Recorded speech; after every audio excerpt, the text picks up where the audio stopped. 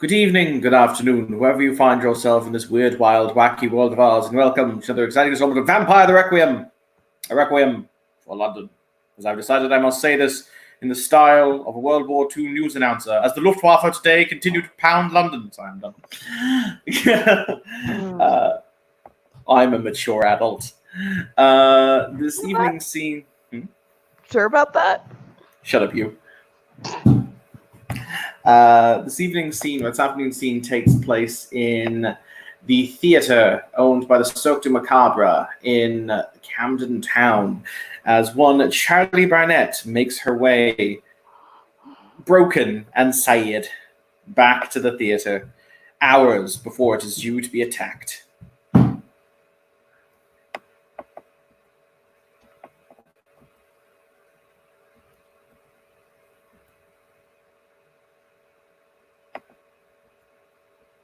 Lydia? Yes. It's time for you to talk, dear. Oh dear. Yeah, so after walking through the mirror, she will kind of go in through like the back stagehand door and just kind of oh gosh. I think the first thing she's gonna do is just find a place and like on the stage and just kind of starfish out on it. It's one of those I'm home moments. This is safety. I missed safety. This is so much better than the bathroom floor I slept on. But yeah, no, it's very much like when people are in movies when someone's in like a plane crash or something and they're like kissing the ground as soon as they get off the out of the air. It's essentially that. So she's just kind of like starfishing on the stage.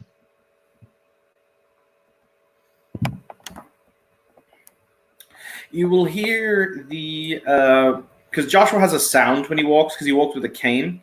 So you hear the kind of the thump click as he walks onto the stage with his cane.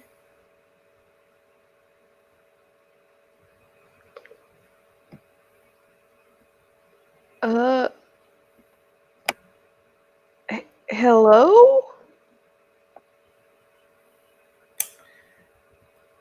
I got your voicemail.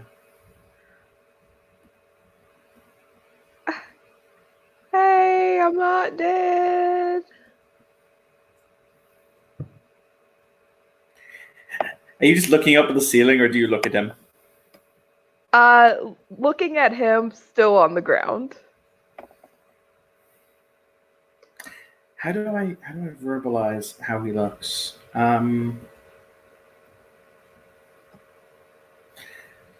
He looks very drained and tired.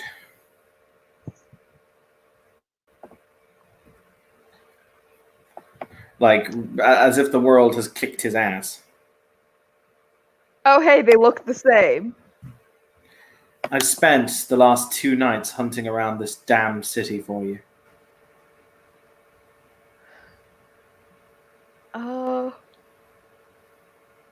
Yeah, so some stuff happened and yeah. I'm glad you're safe. You just see Joshua walk across the he walks across the stage slowly. Before about 3 feet from Charlie, he just drops the cane and really quickly just dives down onto the floor, onto his knees, and hugs her. So, like, have a moment of, like, when he drops the cane, like, flinching a little first, and then, like, just go to hug him back.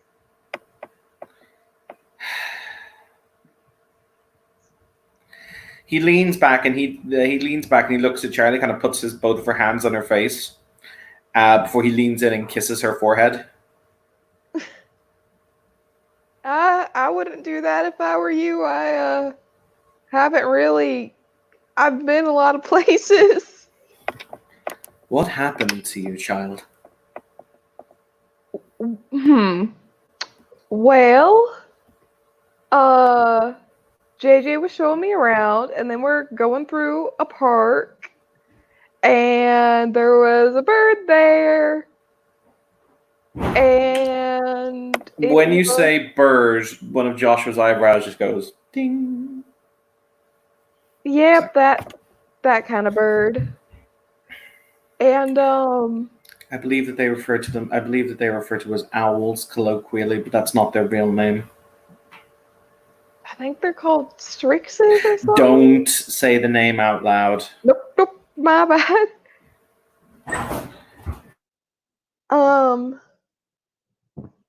But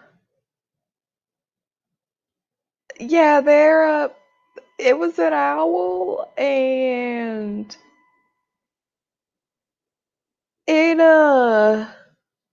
it kind of got a hold on JJ, and it was doing something weird with like I, I don't know, it was like attaching to her and pulling something out, and I was trying to talk to it to get it to cut that shit out, and that didn't go too well for either of us, I guess. Is she okay? She's fine. She came back here and informed me what had happened to you. Yeah, so after she ran away, I got a little spooked and ran the opposite direction, and spent the night in a bathroom stall. Um and then I'm in the subway kind of trying to figure out what's going on, and these people come attacking me, and they almost kill me. They had Molotov cocktails, which was definitely a choice on their part in a semi-public space. But one of them had the eyes too. This guy in like a suit with sunglasses, and the other was just kind of a gang girl. She had really sharp claws, though. I guess that's kind of par for the course. Um, I got away. That's the voicemail you heard is that whole attack sequence. Figured you might be able to do something with it other than worry yourself sick if it ended another way. You're here, and that's all that matters. He smiles. Though I sense he wants some answers to some questions. So he kind of scooches over to the edge of the stage so he can sit with looping his legs down over the edge of it. What is it that I can answer? I can give some information that you might find helpful.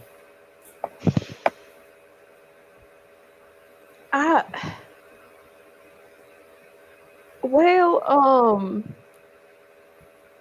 I'm fixed.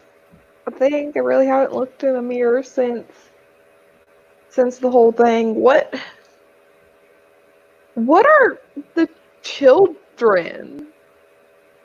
Like, are they like us, or are they like a parasite? Like, what exactly are those things? Because I I went back to the owl after the attack in the subway, and it kind of told me that the other one was a child, not its child, but and then you know, Constantine, he said he pulled a child out of me.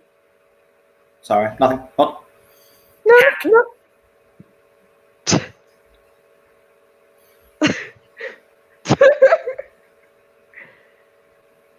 All Ugh. right. Let me explain to you what I understand about the Strix as an entity. And yes, that is the last time we will use their name. From now on, we will refer to them as the Owls. So, the Owls were quite probably responsible for the destruction of an entire vampire clan who were known as the Julii. They are now simply known as the Dead Julii. Funny how we name things. The Dead Julii had some dealings with the Strix in some manner or another, or the Owls. For the record, whenever I say Strix, just replace Owls because Heaven's tired. Had some dealings with the Owls, and they vanished many centuries ago. I believe the Strix to be related to us. They possess the same kindred banes that we do, so sunlight, fire. I'm led to also understand that as they age and become more potent, they take on other banes as well, like the inability to cross moving water, gold and silver coins, things that older kindred can sometimes themselves experience. They are spiritual in nature. They possess individuals. Our powers of faith that were granted to us by our knowledge of the Testament of Longinus and other occult information, we are able to push them out of the body. At which point, fire seems to be one of the best methodologies to dealing with it. It didn't seem afraid of fire. I ran through some fire too. I don't know if I mentioned that or not. That it's all kind of like rubber side where you can see like the burn still there. That definitely hurt, but it didn't seem to mind the fire all that much.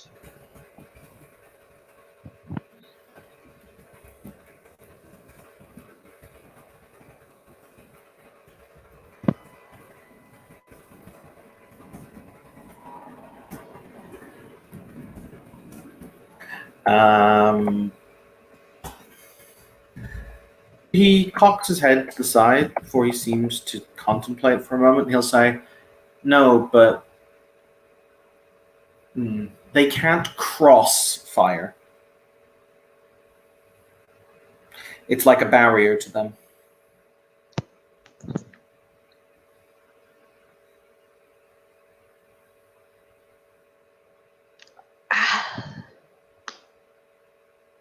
All right then. Honestly, we don't know an awful lot about them. Even Constantine, who purports to be an expert on the topic, who is their great and sage hunter with his shadow knives, doesn't actually know that much because no one studies the topic, I believe, because they're afraid. Yeah, there are a lot of people afraid about those things. As I said, I think of it as almost a different species of us. Or perhaps it is the soul and the beast given physical form, lacking the body that we possess. But there are any number of possible answers.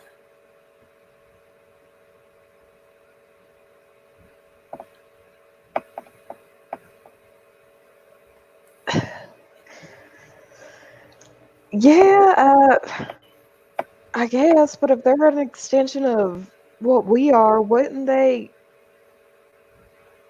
I don't know, be a little more. Well, okay, so we're like, to make one of us, you take a human and then you take some blood and you kind of like mash that together and you get one of us. But Yes. like, there's no human factor? I don't know. That's maybe why they lack a body.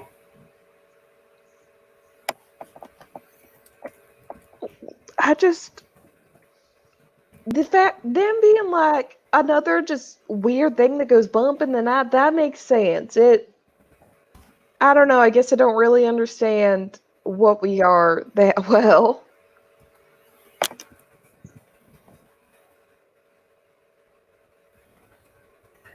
Hmm.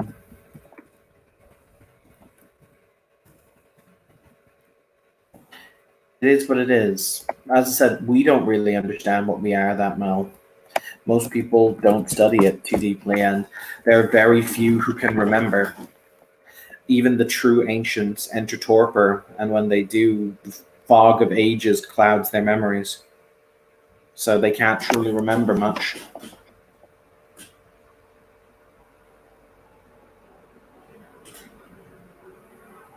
Yeah. That that makes sense, I guess.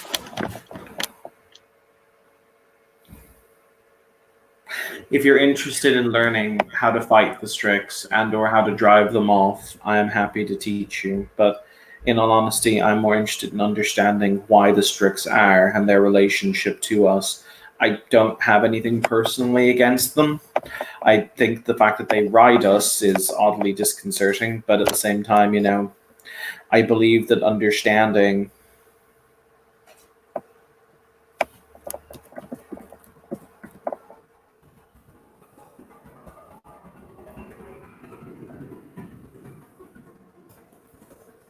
I mean, understanding's the first step of taking any sort of action. exactly. So I would rather learn about them than simply execute them as Constantine would. But then again, he shrugs. What can you expect from the Circle of the Crone? All they know how to do is kill. Yeah, that's definitely the impression I got. Our magic relies upon our connection to our human selves and our connection to God. Their magic involves losing themselves to their dark, disgusting, demonic entities. It's it's real unfortunate that not everybody can have such a connection. So, is there any other clarity I can give you?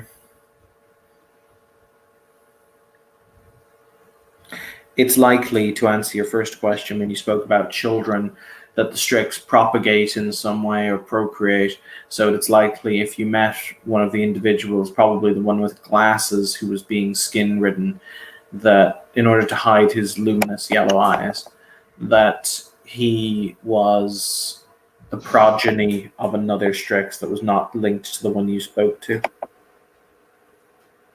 It's interesting, though, that they were willing to speak to you openly and frankly. She'll just kind of shrug, like, I mean, I guess I didn't know enough to be afraid of it. I mean, that's fair.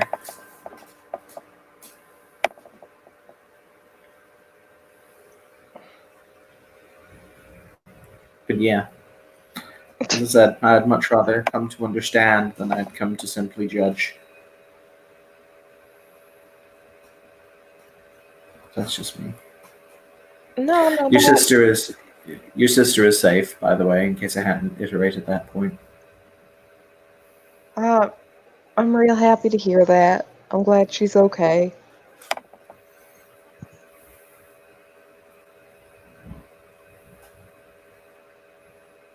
Hmm. What? What are we gonna do about tonight? Well, did you at least manage to make contact with the revenants? She'll she'll make a little bit of um well I got a little preoccupied with the whole try actively being hunted down thing. Um Maybe JJ did last night. I'll talk to her. It's fine. Don't worry about it.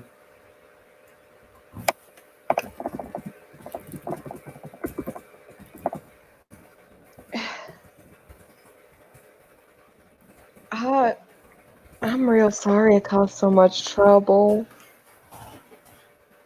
I was worried about you. You didn't cause any trouble. I was just. I wasn't going to let anything happen to you.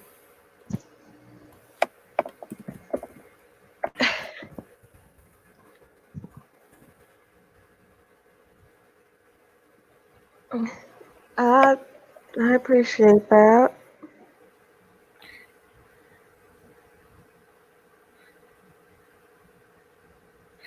Maybe for the future, stay close until you learn the ropes. Might be a good idea.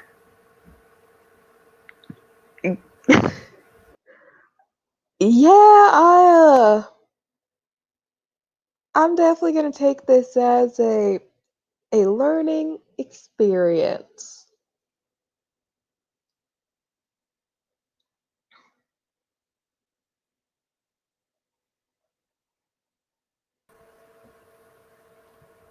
Sorry, but that I accidentally clicked the wrong button. Who knows? Did you hear what I said? I did not. I'm definitely gonna take this as a learning experience. Good. It's all right that we fall down, provided that we learn from the process. Yeah, that was. I'm not gonna call that rock bottom, but hopefully that's as close as I ever get.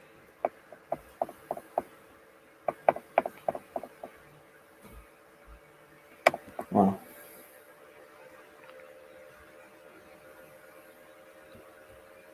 Have you heard an update from the hospital? no, not yet. I have no doubt that we'll get one in the next few days.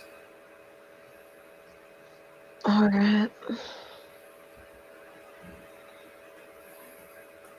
But I also have no doubt that you'll make it right. I will. I just guess I need to figure out if making that right is gonna be a funeral expense or not. I think he'll live. He was brought to the hospital quite quickly, and though there was damage, you didn't take too much.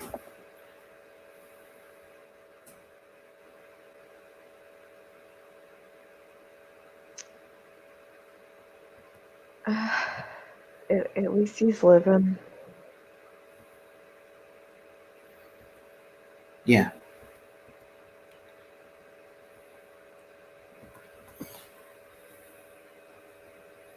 At least that.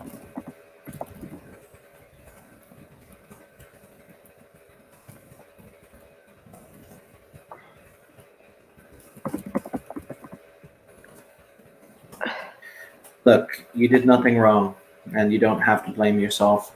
The frenzy was a fuck up. We all fuck up. He is live, and he'll hopefully pull through. Don't blame yourself. If you wallow in these emotions, it just drags you down, as surely as there's a weight around your neck. Learn from past mistakes. Don't make them again.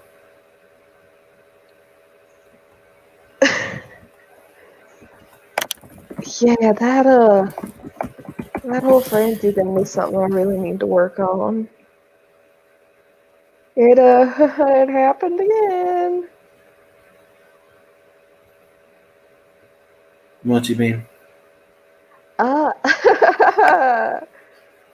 After the fire and the whole running through that bit, I kind of don't remember what happened. I just came to a little ways outside the station, and there were a lot of cops around. So I don't know if I hurt somebody there too.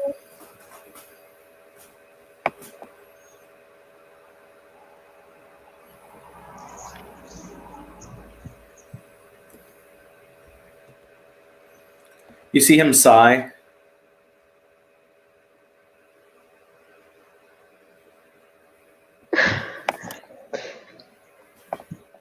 I'm a problem child.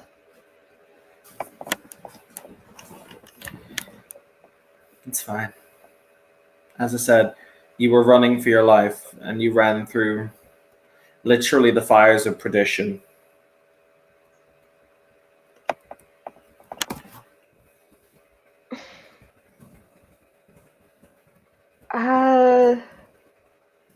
from what I'm told, that was definitely the move.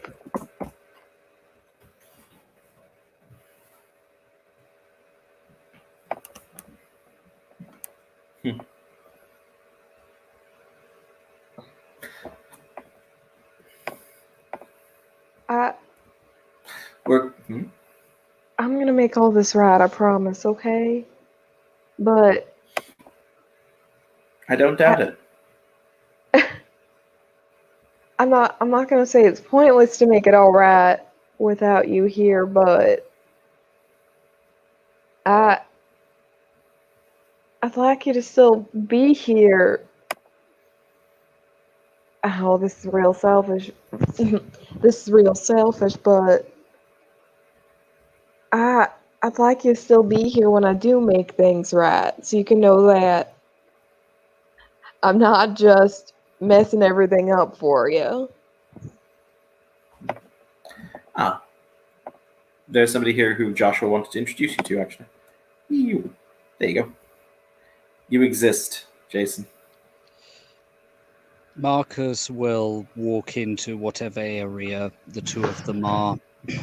They're currently seated in the... So Joshua's house, because myself and Bishop finally decided this, basically we don't all actually live in a house. We live in a huge kind of theater complex. So they are sitting on the stage of the theater. Nice. Okay, a 45 or 46-year-old looking man enters the room. Just got a pair of jeans and shirt on, and he's going through a list. As he looks up, he sees the two and goes, "Oh, sorry, am I interrupting?" Not at all. You should probably meet one another. Charlie, come here and say hello. Charlie will stand up. She's been laying on the floor this whole time. She looks like shit and looks like she's had a rough couple nights. And we'll just kind of like walk over and sit on the stage and just go, hi there. My name's Charlie. Nice to meet you. I'm Marcus, and he offers a hand. He has got Blush of Life on at the moment, so there's even some very shallow breathing going on, so yeah. Charlie is my second Charlie. Ah, pleasure to meet you. Because we just figured out apparently Joshua actually has 3. Sorry, continue, Charlie. It's nice to meet you.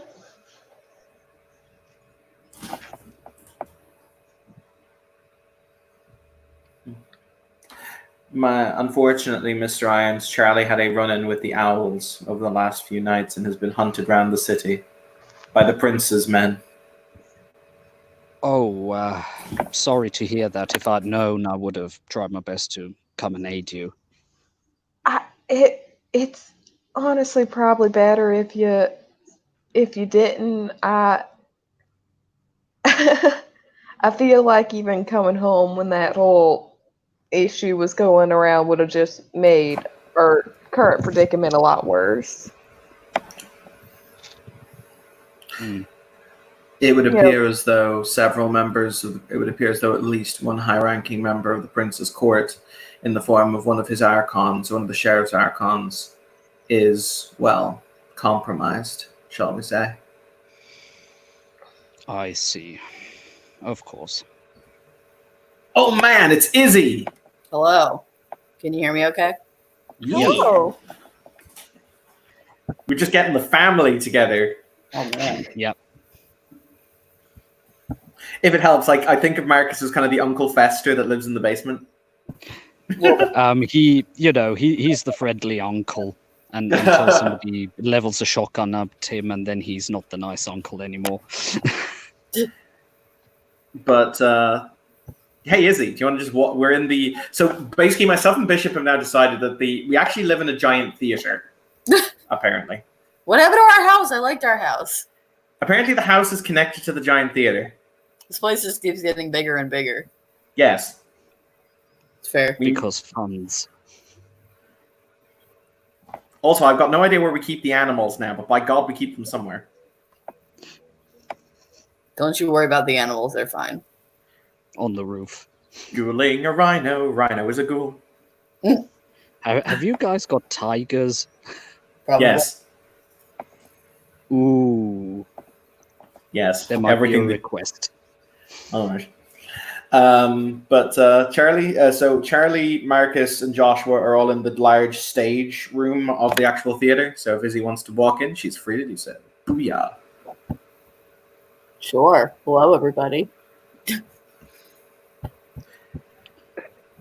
Evening. For the record, for Charlie's perspective, Izzy and Joshua have been kind of doing that really weird kindred thing where they've been platonically dating for like decades. Well, not decades. I've only been around for like 10 years. Oh, for like a decade? Well, There you though, go. we kind of knew each other before you were a vampire. I wasn't a vampire. There you go. So I'm just saying, hey, Charlie, it's pseudo mom. Don't call me that ever again. Is it stepmom then? Don't call me that either. I just love the No, really let's violent not reaction. get Don't things do that. muddled. I don't even want to think about who would be the actual mom in that scenario. Probably Farthingdale. Never mind. Now, God damn it. That thought is terrifying. I just got an image of Farthingale just rocking a crib now with the clown face, reading a bedtime story. Oh my god, I did this to myself and I don't know why. Cut to like all the child are just crammed into baby-sized cribs as adults. Yep, all wearing those ridiculous little baby hats Yeah, Everything all is just probably hogtied. with blood in a bottle. My guy might be a fledgling, but no, he's too old for this shit. So, apparently, the owls have infiltrated the Prince's Arcanate. That's something I didn't know. Oh, for fuck's sake. Mind you, I guess it kind of makes sense. I've been seeing patterns that don't really, as I said, make any frank and utter sense, that because of how things have been going. So You he mean looks like at Market. higher-ups are not overly concerned with the fact that we're getting infiltrated by murder birds? Yeah, I noticed that too. Well, I was going to say, it's possible that they've been manipulating behind the scenes for much longer, and the corruption goes much deeper than we thought it did. Probably. I had that suspicion, at least for a month now, since I've been able to, for the most part, sit down and analyze when did they show up, how did they show up, how did they behave, who was working towards trying to help us with that problem, who was working to try and hinder us with finding out what actually was happening. As paranoid as it might sound, I wouldn't be surprised if at least one member of the Ordo might have struck a deal with the Strix while doing their own thing, as maybe, I don't know, maybe something to distract people.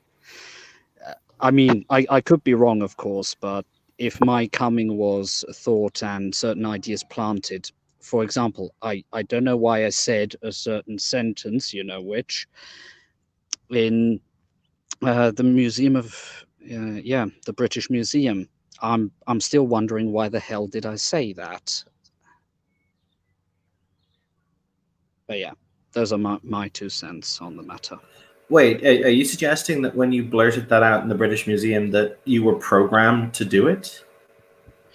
Maybe it was some command that was thought to be set maybe after a certain time, and maybe it was just pure coincidence.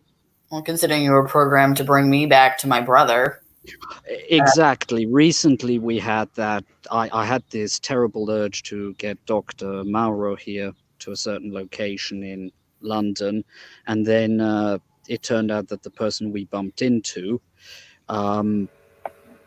had certain suspicions, let's put it that way. Well, it was designed to be a trap. I think we were meant to go through that barrier and either lose control or I don't know exactly what was meant to do had we not reacted and avoided it and had a conversation with him versus trying to kill him, which, again, I'm not overly sure what was meant to be the outcome of that particular mess. Nor do I. Who knows? Maybe it was my thickened vitae that was maybe trying to subconsciously break through. I don't know. I'm not that savvy to the night yet, so you know. But I mean, just from the point of view of who, did you ever figure out who it was that was compelling you to go there? That's the thing. The kindred who supposedly is, or at least did the process of creating berserkers, he's supposed to be a gangrel, so obviously he can't be my sire, but maybe he got a Ventrue mate of his or somebody who owed him a favor to. He points at Joshua points at Izzy and says, "It's probably her sire. The wolf is not exactly a friendly individual."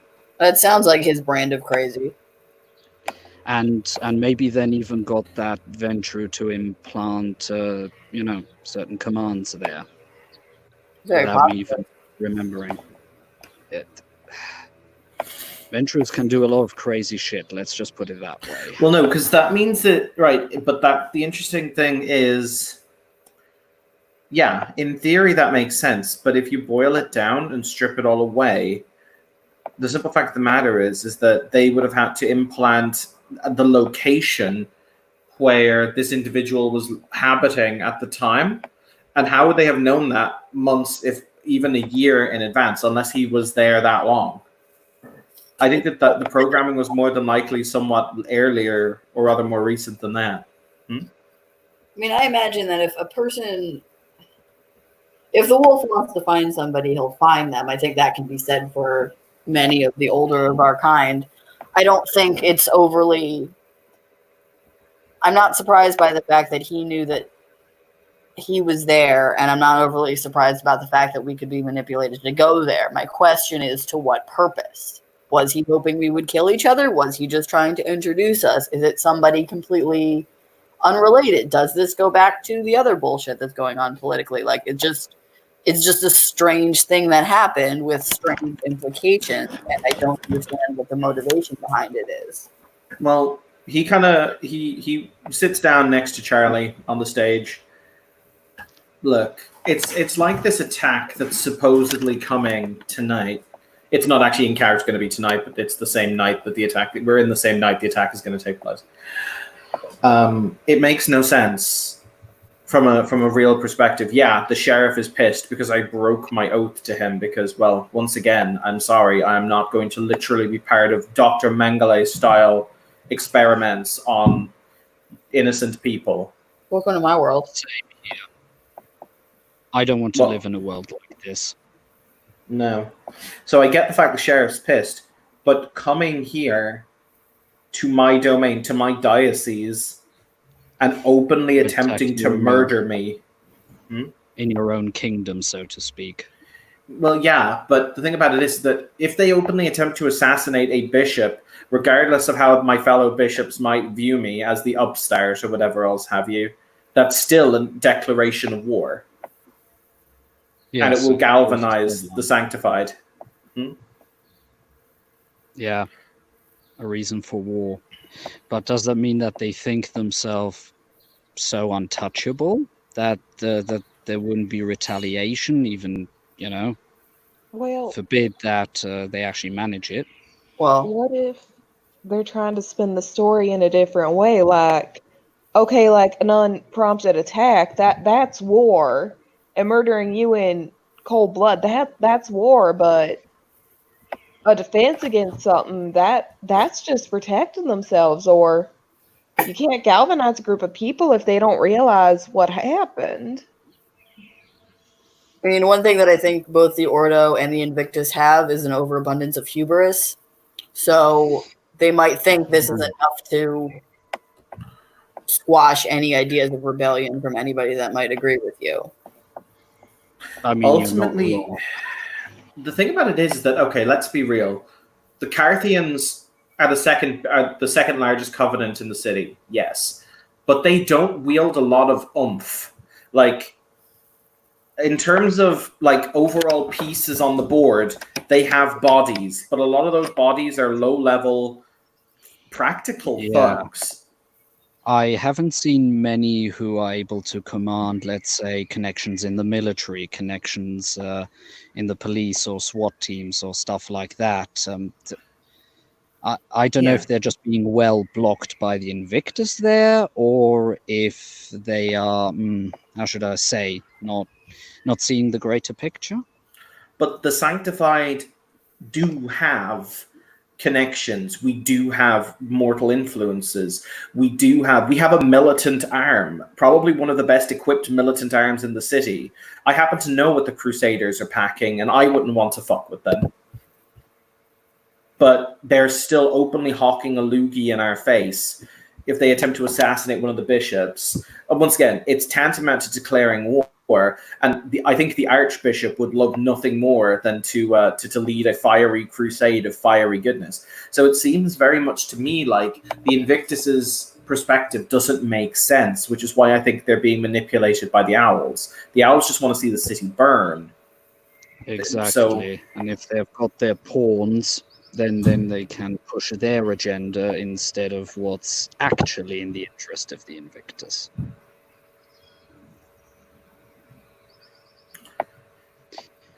But yeah. The sheriff will come for me, and I don't believe I don't believe any of us can face him. Even I don't believe, well, Stainforth has promised his support, and I've summoned what support among the Sanctified I can rally, as well as speaking to the Jade Lady, the leader of the Revenants. So tonight there will be a tectonic clash here, and it cannot be avoided. The war will begin. The clarion will sound. The Strix will get what they want, but I think it's ultimately a situation of we need to find out how deep this corruption goes, and we need to stop it. But tonight there's nothing that can be done. Mm-hmm. Question: would you be able to get me some firearms, or if nothing else, maybe access to some gunpowder? Let's put it that way. I might not be a literal dragon, but under the right circumstances, if it comes to it, I could show them what it means when a dragon breathes fire. And I'm not afraid of that stuff. I can deal with it. I can show them how horrible human weapons can be. Yeah, we can get you some guns.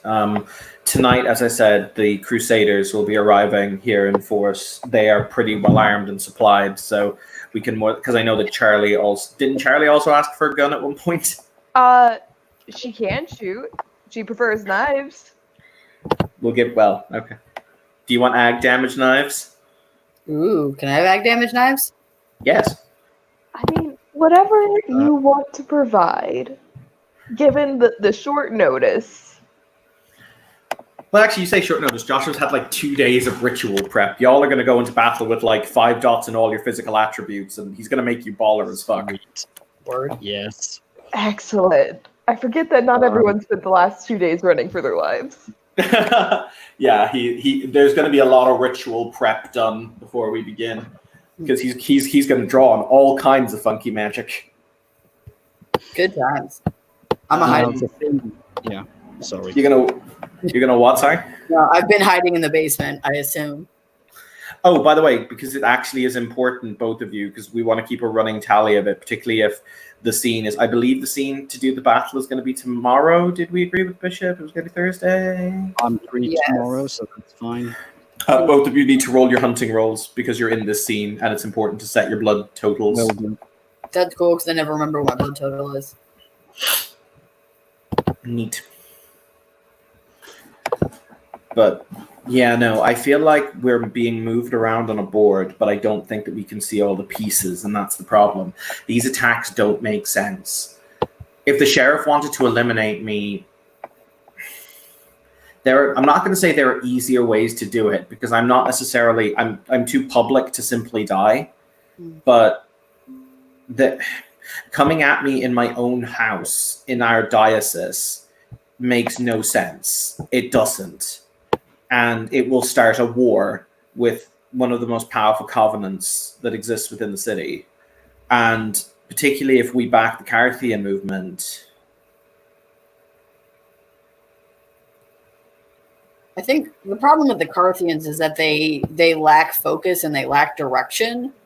I think an alliance between you all and the Carthians would be devastating for the Invictus and anybody Yeah. else who's backing them.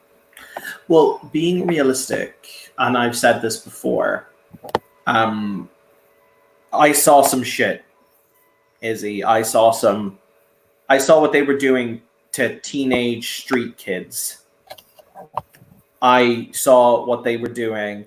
They were creating drugs. They were torturing them. They were mutilating them, all to make them forms of systems of control and surveillance. It was monstrous. I couldn't do it. My faith would not let me condone such actions. And so here we are. I don't regret what I've done. And even though I sense that Charlie is desperately trying to give me subtle hints of please don't die, if I have to stand up on that pyre with the sheriff and have the duel of fates moment for what I believe in, then I'm happy to do so.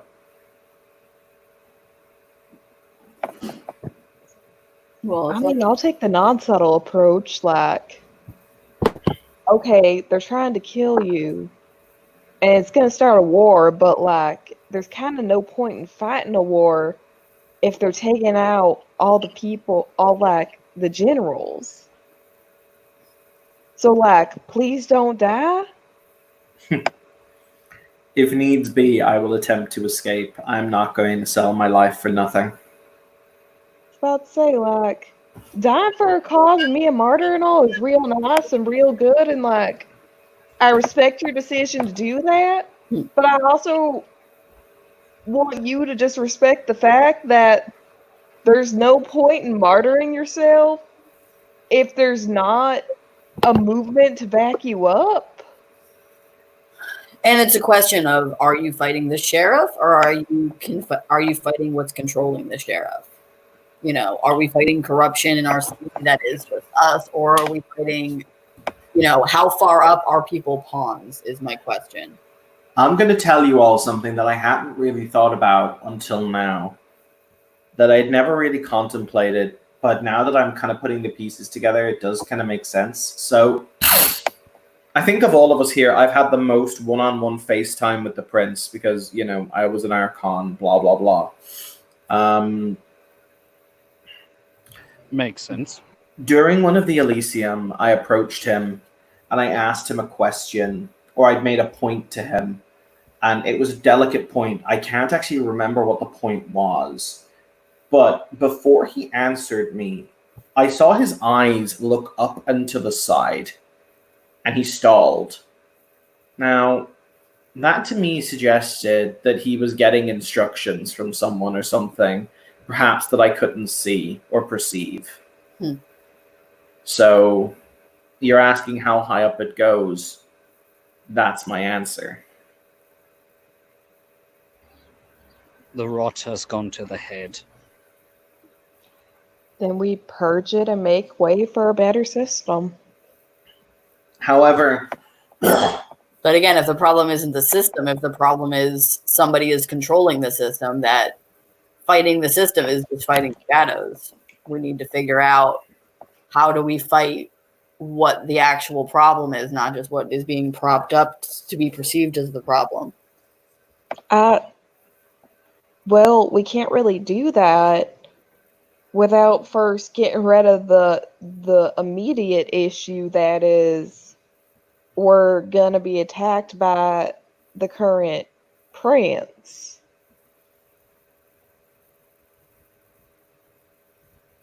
I understand where you're coming from, and I definitely think you're right. Like, we need to address the disease and not the symptoms. No, I get that. Oh yeah, we totally need to kick the shit out of this sheriff and anybody else. Oh, absolutely. But No question the problem about is, it. you know, if we die, any of us, one of us, all of us, if any of us die, it's not, and, you know, become martyrs against the prince, but the prince isn't actually the problem. The problem is whoever is controlling the prince, and that people don't understand that. Like, if the information is not out, what is that accomplishing besides ultimately just giving the Strix exactly what they want? If they're goal is to create chaos, then us dying is playing exactly into their plan. Then how do we publicize what's happening? We can't really put it on blast on the local news, but Well, there's we got- got to be a way to at least alert others. Well, I've Maybe already the sent. cacophony? Well, the cacophony is kind of controlled by the Invictus, believe it or not. Damn. But I've reached out to Stainforth and I've told him what's happened. He is pretty well connected. He's the leader of the Carthian movement, and I've told him everything that needs to be said.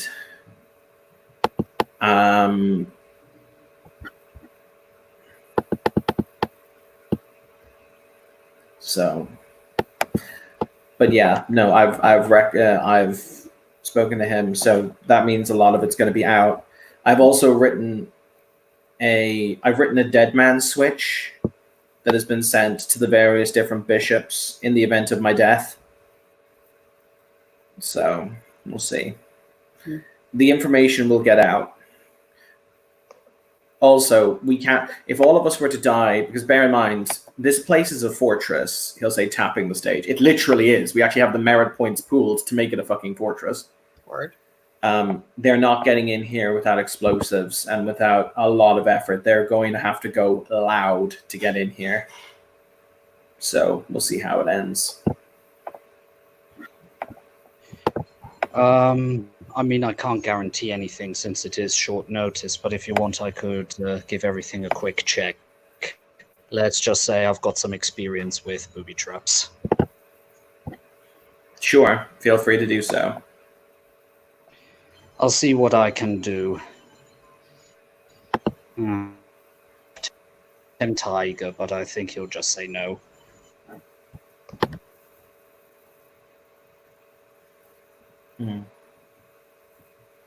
We'll see what history has in store for us. Poetic and fucked up, but poetic. He's just leaving on the table.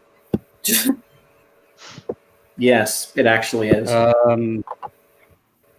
I got a message from well, at least for you, Joshua, a rather unlikely ally, who'd be willing to come and lend his strength in your defense. Who's that? Mr. Goodman. He's still alive. Yep, live and kicking. Well, as alive as any one of us can be. You see Joshua kind of contemplate for a few moments as he kind of cocks his head to the side.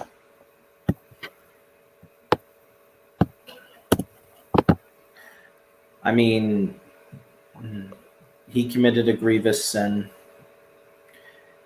I'm curious. He looks at Charlie and he says, "Can I get some of that plucky Southern Baptist wisdom?"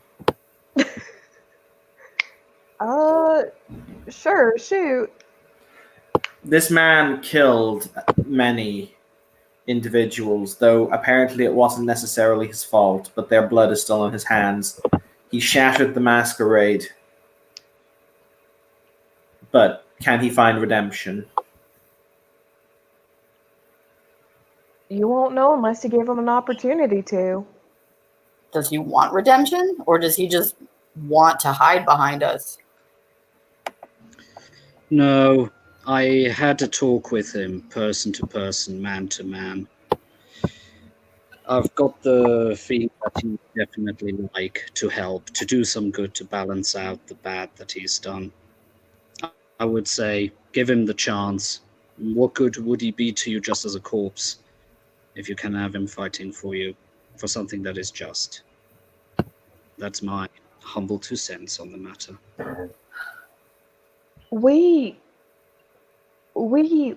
seek out the unforgivable and those who are beyond saving, and we just whap them clean. But Clean. He would still have to do a lot of penance before I I would mean- say he could have. I mean more in like the actions. sense of we wipe them clean off the face of the earth when they're at that point. But I guess my point is, There's also, we can't really discount the fact that he fucking hates Joshua. I'm just gonna throw that out there. The last conversation I had with him was how much he hates Joshua. So okay, I'm gonna be real. I met a lot of people when JJ was showing me around, and about every other person said they hated Joshua. But I guess my point is, a person doesn't like if a person isn't unforgivable, it's on us to give them the opportunity to make up for what they've done. Who hates me? That's what his mind immediately goes to. Who the fuck hates me? So many it looks like people. he's thinking for a minute and then it's like, I yeah, can agree with I'm that. not in this room. What was- You are vinegar. I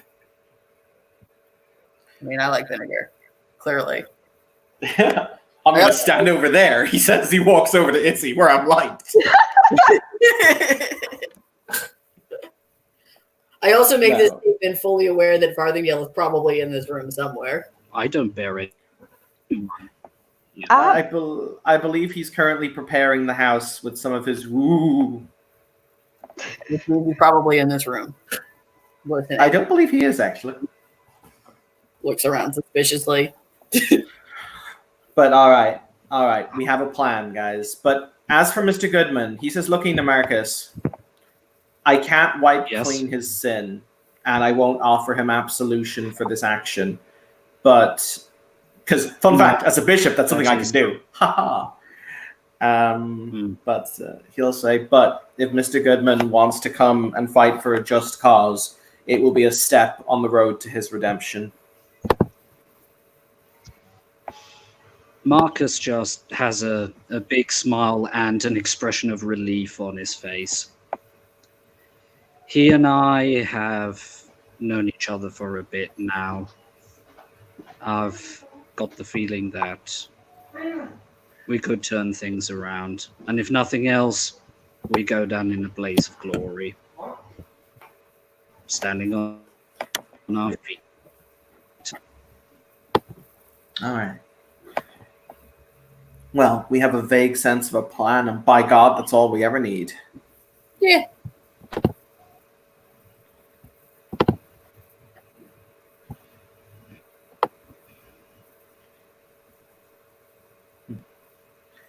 Joshua will stand up, or rather, he will kind of disconnect himself from where he's woven his arm around Izzy, and he'll say, I have some last minute prayers to complete before it is I can enact some of the defenses for this place.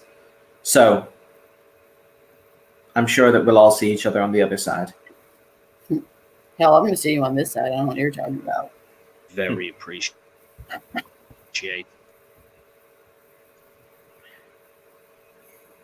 He smiles. All right. And then maybe tomorrow, there'll be a tomorrow. I'm going to go see a guy about a rhino. He does need to go smush. Too bad manatees aren't at all evolved for battle. I Oh, mean, we could. manatees are so sweet. You don't want to get one in a fight. That's just sad. They're mean, endangered. I'm just saying, I think I have enough vigor to use a manatee as an improvised weapon. No, leave the They're manatee endangered. He does have a tank full of manatees in his office.